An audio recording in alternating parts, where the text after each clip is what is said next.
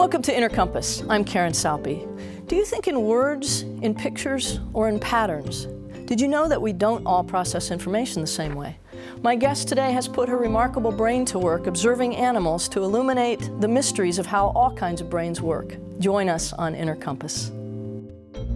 From the campus of Calvin College, this is Inner Compass, exploring how people use faith and ethics to guide them through critical issues of today. My guest today is Temple Grandin, a professor at Colorado State University who is widely known for her animal behavior research and her many books detailing what it's like to live with autism. She was the subject of an Emmy Award-winning HBO film about her life called Temple Grandin. Welcome, Temple. It's great to be here. You are autistic, you are a professor, you've accomplished a great deal, and you've written that animals saved you. Well, when I was a teenager, I was riding horses. I was really into horses. I took care of 9 horses. And while I was doing these things, too, I was learning valuable work skills. I'm getting very concerned where a lot of smart, kind of quirky, nerdy kids aren't learning work skills. And autism is a big spectrum, going from somebody that remains nonverbal all the way up to, the geniuses out in Silicon Valley and some of these brilliant computer programmers that are socially awkward but really brilliant. Mm-hmm. Mm-hmm. You had kind of an affinity with animals. You felt you could relate to them? Well, I'm a visual thinker, and the HBO movie did a great job showing how my mind thinks in pictures. Like the word horse was said, and I only see specific horses, and they come up like a series of images, one after another.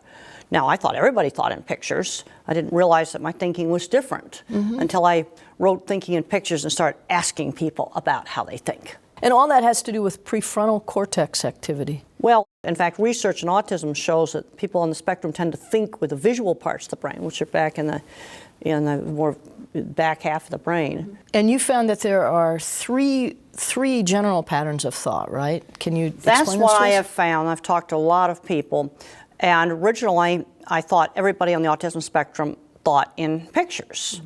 And got some reviews on Amazon.com that said, no, I have autism, I have Asperger's, which is the milder form of autism, and I don't think in pictures.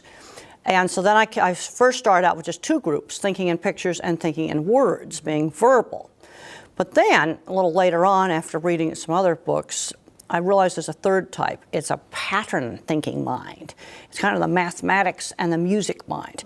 If you read Daniel Tammett's Born on a Blue Day, or Mrs. Park's book, Exiting Nirvana, there's a chapter in there where Jesse had all this mathematical stuff, and it's patterns. And there actually is some scientific research now that shows that the photorealistic visual thinking, like how I think, and the pattern thinking actually uses 2 different parts of the brain. So there's like 3 kinds. And we've got to work with kids to develop the area of strength. One of the problems on the autism spectrum is an area of weakness. Absolutely couldn't do algebra. And I'm finding a number of students where algebra is impossible, but they can do geometry and trig just fine. Because those are more visual. They're more visual, and they need to be jumped to the geometry and the trig. So there are verbal thinkers, visual thinkers, and pattern thinkers. Pattern. Those are your computer programmers, your engineers, your music and math minds. It's thinking in patterns. Think organic chemistry molecules. Think origami. So you, as a visual thinker, found that you could relate better to animals because they're visual thinkers? You probably didn't realize that was the case. Animals are sensory-based thinkers. Okay. They're going to think in pictures. They're going to think in sound bites. They're going to think in touch sensations, smell whiffs. For example, an animal might get afraid of a certain kind of a sound because it was associated with something bad. I knew one animal, he was afraid of diesel-powered equipment. If it ran with a gas engine, it was fine, but if it was diesel-powered, it was scary. You see, sensory-based memory is very specific. I knew a horse that was scared to death of black cowboy hats. Black cowboy hats were bad, white ones were fine. You see, it's very specific. To an experience they've had. Yeah, it's something that they were looking at or hearing right at the moment that the bad thing happened. Okay. They often will make generalizations like girls are good and guys are bad. That's a common generalization a lot of animals make because unfortunately it's the guy that's more often likely to abusive do something nasty to them. Let's watch a clip from the film that explains or shows us a little bit of your thought process.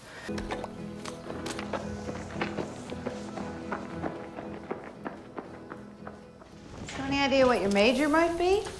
Science, probably psychology. Oh, you don't have to decide just yet, do you? Better than boarding school. That's great. Lots of Dan, choices. he's looking at you. So you can see all around without moving his head. So how do you know where he's looking? His ears. He points his ears where he's looking. See? He's looking at you, and he's looking at those cowboys. Okay, now I got his attention. Now he's looking at me.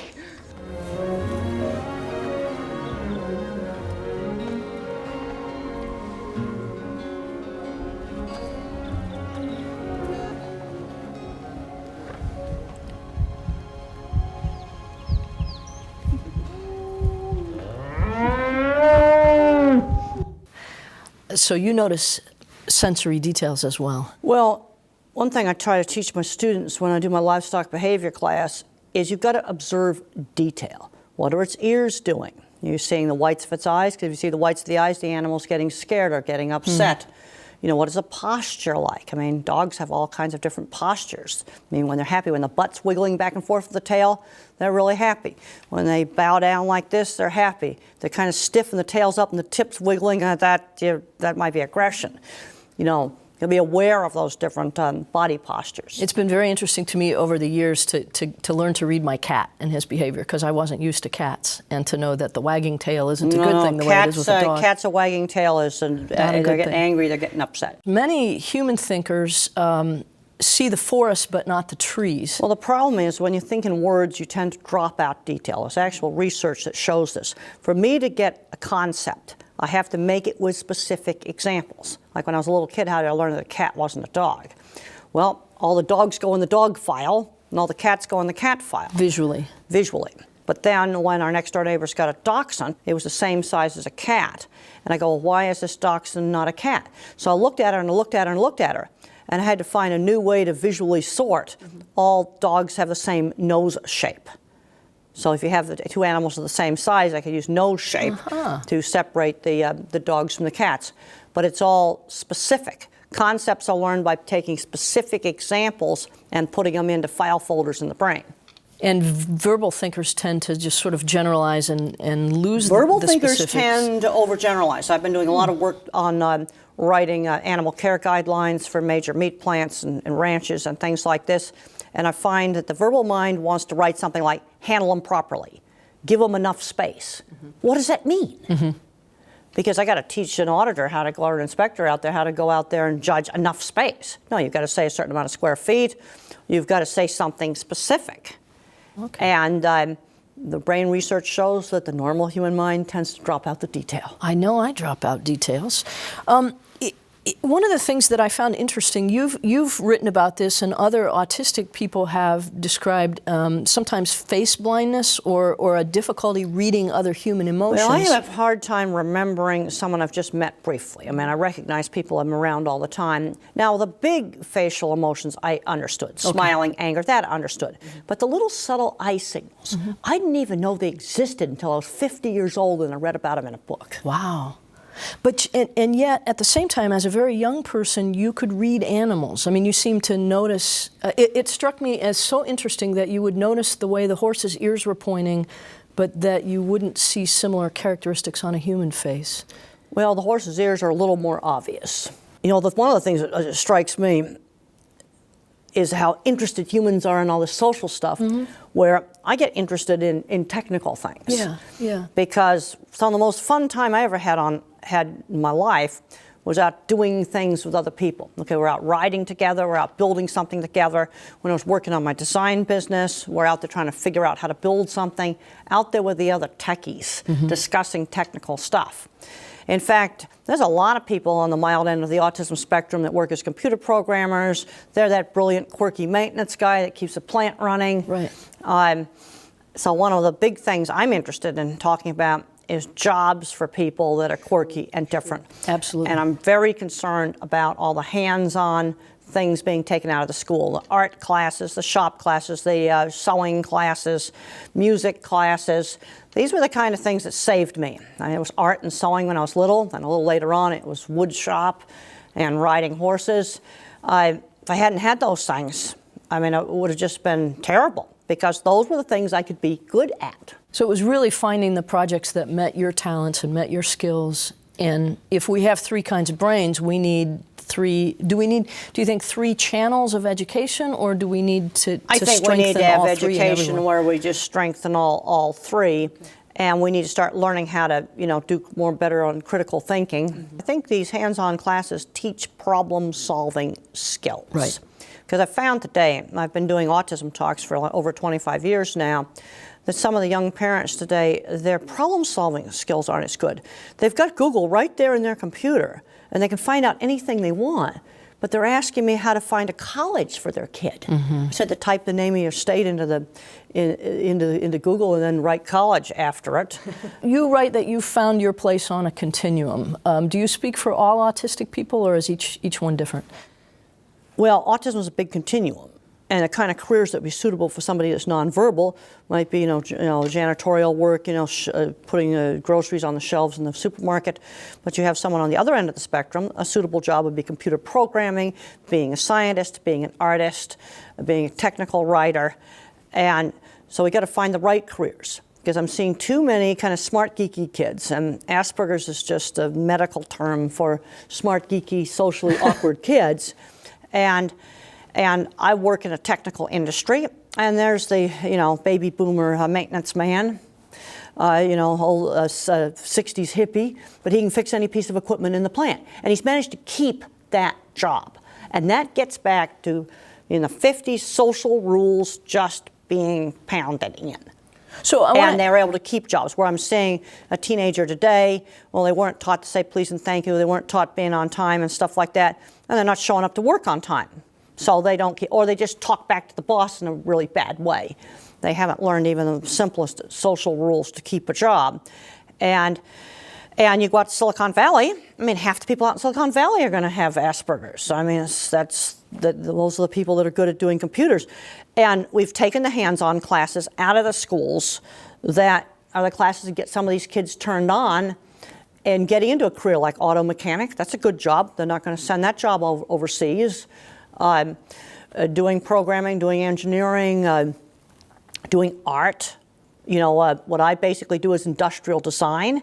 See, when you'd make a product, the industrial designer does sort of the look and feel of the product. Okay, like maybe the little iPod music player. An art major actually designed that, and then the innards have to be made by the engineers. So you have to have the engineers and the industrial designer work together to make a good product. So you'd like to see education facilitate the strengthening of each person's individual skills, but I also hear you saying that everyone needs to be taught social skills, manners, and so forth. Well, I think so. This is where my 50s upbringings really helped me, because I'm seeing young people with Asperger's and mild autism today that can't keep jobs. And where are all the old Aspies? All the undiagnosed old Aspies? They've managed to keep employment. Now, they've had problems in their marriages, with their relationships, but they've been now able to keep employment and financially support themselves and their family. Do you find yourself frustrated? I know I do, when people don't think the way I do. Why can't they see what I see or perceive what I see? I had a lot of frustrations with that. In fact, I got fired from a job when I was real young because I thought I called this other engineer stupid because he couldn't see that the way he was going to build this thing, it was not going to work. It was just going to break and not work. And then I realized it wasn't stupidity, it was different ways of thinking. So now I've worked on trying to figure out how to communicate better with the verbal thinkers. But there's some people that are super kind of verbal. I find somebody that's a futures market trader that's made a lot of money in that, they absolutely don't understand a drawing. You might as well show them a hieroglyphic. And you start to build the project, and they hate it and they want it ripped out because they couldn't see what it was going to be like on the drawing. In all of your writing, one of the things I appreciate most is the way you explain things. You use so many analogies and metaphors, and they're not always visual. They're often conceptual metaphors, and I wonder, is that... Well, you have to give me an example of something that was a conceptual metaphor, and then I'll explain to you how my mind Well, works. you talk about doors, that you learn to see new opportunities as going through doors. Well, in order to think at all, I have to have visual images I can bring up. And so how do I think about something really abstract like the future and what's going to happen to me? Well, I thought it's going to be kind of like a door. And one thing I was able to figure out very early on is that certain people could open the door. Like in the movies, there's a scene where I meet the plant manager's wife. And actually, what really happened, it was the wife of the insurance agent. And they changed it to the plant manager's wife. But it was a chance meeting like that. That happened in a kind of similar situation. And I recognized that those chance meetings with the right people could get you into things. If I don't have a picture, I don't have a thought. It's just that simple. My thinking is completely, totally visual. And I think in words, that if I don't have the word, I don't have the idea. No, I have the picture first. Everything is visually indexed in my mind. Like one time somebody asked me, think about a smell. And I saw my grandfather's fireplace, and then I smelled the lovely smoky smell. But I saw the fireplace first. Interesting, interesting. How do you teach your students to pay attention? You said they needed to notice details, but you've written about telling them to capture an imaginary dragon, for instance. Why does that work? Well, I want them to think, I hate to use that term, outside the box. I find if I do a talk at the vet school, they want to immediately shoot the imaginary dragon up with a whole bunch of drugs. I go, wait a minute, you don't know anything about this dragon's metabolism. Okay, first of all, I want you to bring it back alive. Second of all, if you put some drug into it and it acts as a stimulant, he's going to burn down the whole city. They didn't stop to think that maybe this dragon's metabolism would be different. So what I suggested is, if he's up in the hills and he's not endangering anybody, let's just observe him for a while. Let's try to learn something about him. Maybe if we get him to shoot his fire, can he just keep shooting it, or does he have to regenerate? You know, let's find out more about him. You say again and again that the best way to understand an animal is to try to see what the animal sees. You don't say think like an animal, you say see what the animal sees. Well, the first research I ever did on cattle, I'd go out to these feed yards and we're working cattle through these chutes to vaccinate them. And at some of the facilities they'd walk through really easily, other facilities the animals refused to go through. And it was simple things like orientation to the sun, it was too dark, there was a chain hanging down, there was a coat on the fence, they could see trucks going by, visual distractions. And nobody thought to look at that before. But you know, back in the early 70s when I started doing that, people thought that was just absolutely crazy. And I found if I remove these visual distractions from the facility, they walk right in. I do a lot of work with the slaughter plants and add a light to light up a dark chute, they walk right in. Change a light to get rid of a reflection, put up a shield so they don't see people. And as I talk about these things, I'm seeing like slides coming up in my mind of different plants where we made changes. You write about an experiment where humans and rats were told to, or taught to press a dot on a screen. And I won't go into all the details of the experiment, but the rats figured out very quickly that they should always press the button when the dot was in the top half, and they got a lot of rewards that way. The humans overcomplicated their analysis. Yeah, that's right. And lost the contest, essentially, because they thought too much. Well, it just basically, they just kept pushing the switch the same way. The dot was, if I remember the experiment right, was like above the line 70% of the time or something like that. And the rats they weren't looking for a hidden pattern. The rats just always pressed the button. Yeah. And the humans created a verbal narrative to try to explain what made the dot go up, and that messed them up, right? That messed them up rather than just looking at what was visually there. So as you care for animals, there is that kind of simplicity that makes them readable in a way. You've written that animals feel fear but not anxiety. Do I have that right? When I approached the horse that was afraid of the black hat with the black hat, I could feel the horse's anxiety as he was tensing up, getting ready to rear. So I backed off and... So he is remembering. The other thing is hat position made a difference. If the hat was down on the ground, it was less scary. And then as the hat got closer and closer to somebody's head, it got more and more scary. You see, it's a picture match. You can also get a situation with horses where they'll be really calm with one type of bit, but then you use a different bit that's associated with abuse, the horse will get really upset. What you said is that fear is worse than pain. And so you've said that as we care for animals, we should try to minimize their fear. Well, it's really important to do that. You know, animals need to get used to new things. I mean, a lot of dogs are living a very sheltered life today. A lot of cats live a very sheltered life today. So when they go to the vet, they're terrified. You know, and they haven't been socialized to other dogs. Novel things are both scary and attractive. New things are attractive if the animal can voluntarily approach. but they're scary if you corner the animal and just shove it in their face. And it's actually good for animals to get them used to different people, get used to other dogs. Puppies need to be socialized to toddlers. That's really important because you don't want a grown dog thinking a toddler's prey. See, the thing is, a little kid that's this big, that's a different picture than the great big person. And the puppies have got to learn that those little kids are people too. You work with livestock facilities and slaughterhouse facilities. You want animals to be treated humanely, but you recognize that they're going to be slaughtered, that they're going to be eaten. We got to give them a good life. Okay. We got to give them a decent life. And Mrs. Nyman from Nyman Ranch said, a life worth living. I've got to make sure I credit her for that. And when they go to the slaughterhouse, a painless death. And people forget nature's really harsh and cruel. There's nothing nice about how wolves tear the guts out of a living calf, eat the guts while the calf's still alive. As it says in the movie, nature's cruel, we don't have to be. But so do you experience a conflict between that and knowing that these animals are being raised for slaughter? Well, everything dies eventually.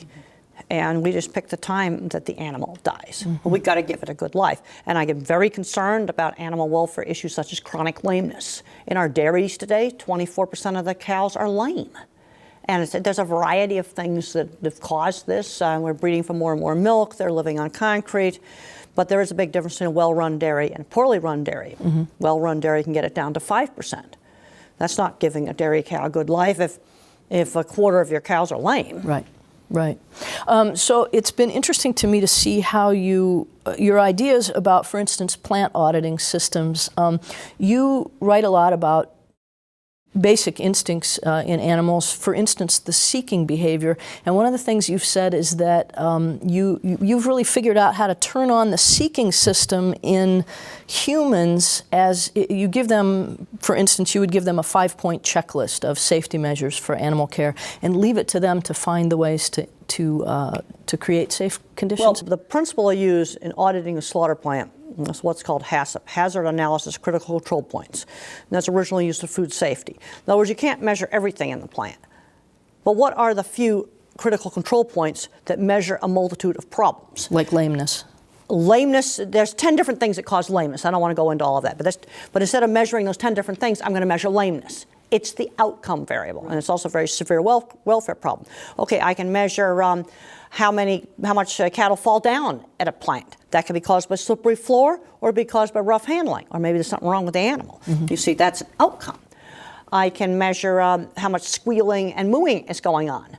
There's a lot of different things that can cause that. Electric prods, falling down, gates slamming on them, broken stunning equipment. I also measure how many animals they stun correctly on the first attempt. I can measure that, and then I can see, is it getting better or is it getting worse? And I found this simple measurement system worked beyond my wildest dreams because the plant knew exactly what they had to do. It was just like speed limits. It's simple. You've discovered that, again, to turn on this seeking behavior in the humans moves them to find solutions. Well, one of the things that made the plants find solutions is that McDonald's, Wendy's, and Burger King were the ones doing the measuring. And they had to pass these audits. And so I've been doing a lot of work with major customers. But you can't just go in there and say, well, is this plant doing proper handling? I want to measure it. You manage things that you measure. If we could find a cure for autism, do you think we should do it, or is autism a gift? Well, autism is a true continuum. And there's a lot of little genetic variations where it's just, one little code variation that's changed. And it's sort of like the more of these little code variations you have, the more severe the autism. If you totally got rid of autism, you'd probably get rid of Einstein. He didn't speak until age 3. You'd get rid of all the computer programmers. You would have gotten rid of Tesla, who invented the electric power plant. You wouldn't have anybody to invent TV cameras. None of this equipment in a station would exist. Because after all, the people that are really social, they wouldn't have been the people to make the first stone spear. Who do you think made the first stone spear? Chipping away at a rock in a cave somewhere. That's great. That's great. You stay very busy. You have almost a double career working with animals and teaching about autism. What motivates you? Well, I get really motivated when I see positive change. When a mother says to me, my child went to college because of your book. Or somebody comes up and says, well, you really helped me with a dog. Or I see the improvements I've made in the meat industry. You know, in the 80s, the meat industry was really terrible, totally terrible. Early 90s were terrible too. And then I worked on equipment. I thought I could fix everything with equipment. I found I could only fix half of the problems with equipment, because the other half is the management. Now, when I started working with McDonald's, Burger King, and Wendy's on the auditing system, I saw more change than I'd seen in my whole career. And it was 10 years ago that I started that. I like going in the plants and saying, yeah, the place is not a wreck anymore, and they're doing things right. And I had a lot to do with changing that. I like seeing real change happening out there in the real world. You see, I'm not into ideology. What's going on in politics right now, it just makes me ill. Because what happened to getting things done? People have forgotten about getting things done. I'm a child of the 50s. And the Republicans built the interstate highway system. And the Democrats went to the moon. We actually did things, real stuff.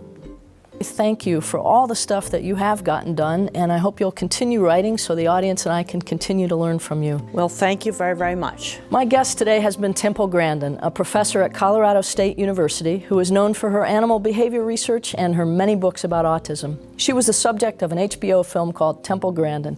I'm Karen Saupe. Thank you for watching Inner Compass.